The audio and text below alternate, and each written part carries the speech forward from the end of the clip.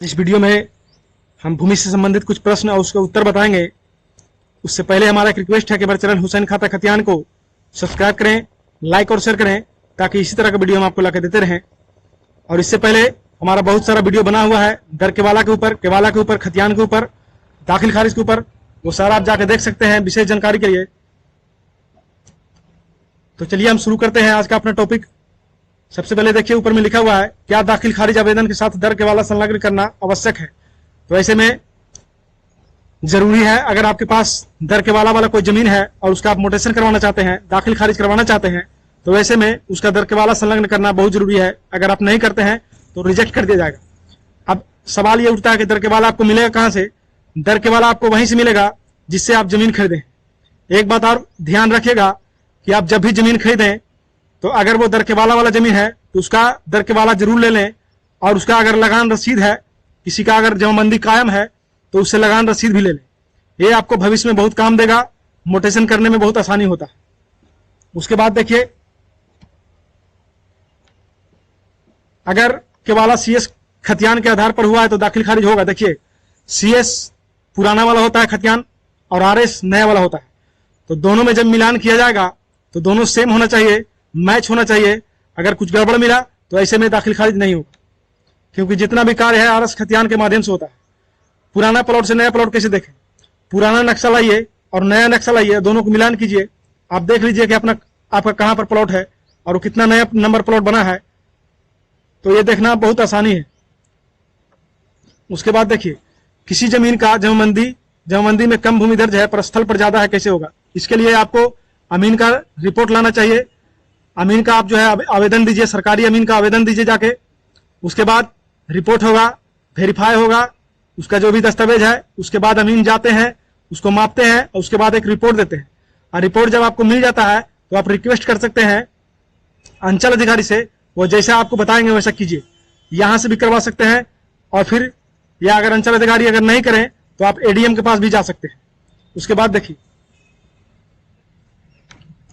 एक ही मौजा का अलग अलग रसीद करता है, क्या एक डिमांड पर एक जगह हो सकता है। देखिए, हो सकता है, मगर अंचल अधिकारी जब चाहेंगे तभी होगा, क्योंकि ये काम जो है अंचल अधिकारी के अंदर में आता है, और इसके लिए आपको एक ही मौजा होना जरूरी है। अगर दोनों अलग अलग मौजा है तो ये तो मुश्किल है।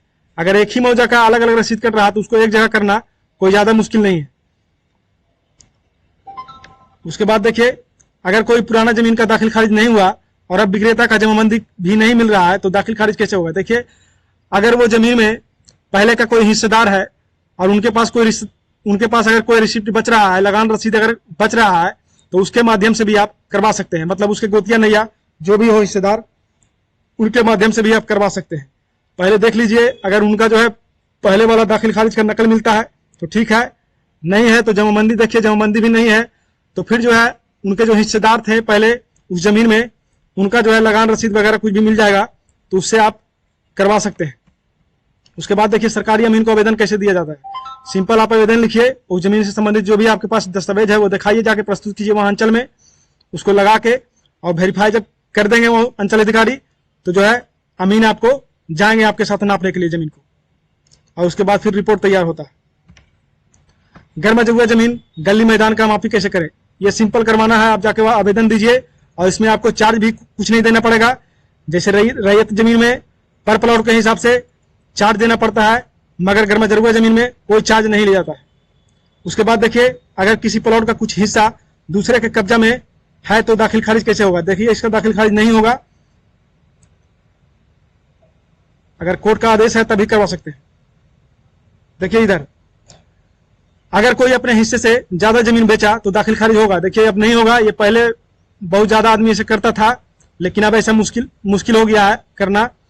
अगर कोई अपने हिस्से से ज्यादा बेच रहा है, इसका मतलब है कि वो दूसरे का जमीन बेच रहा है, दूसरे का हिस्सा बेच रहा है, ये गलत है, ऐसे में दाखिल खारिज नहीं होता। उसके बाद देखिए, अगर कोई रैयत किसी एक पुत्र को ज्यादा जमीन लिख दे तो क्या होगा। कुछ नहीं होगा, जब तक वो जीवित है तब तक वो मालिक है जमीन का, और वो किन्हीं को भी जमीन लिख सकते हैं, इसमें कोई ऑब्जेक्शन नहीं कर सकते। मरने के उपरांत ही उसमें बंटवारा होता है, हिस्सा लगता है। तो यही था जो हमने शॉर्ट में आपको बता दिया। और एक बात और आपको हम बताना चाहते हैं कि इससे पहले हमने बहुत सारा वीडियो बनाया है दाखिल खारिज के ऊपर, या और भी जितना जमीन विवाद है, जमीन से संबंधित या जो भी प्रॉब्लम आता है, वो सारा वीडियो हमारा बनाया हुआ है, वो जाके आप जरूर देखें।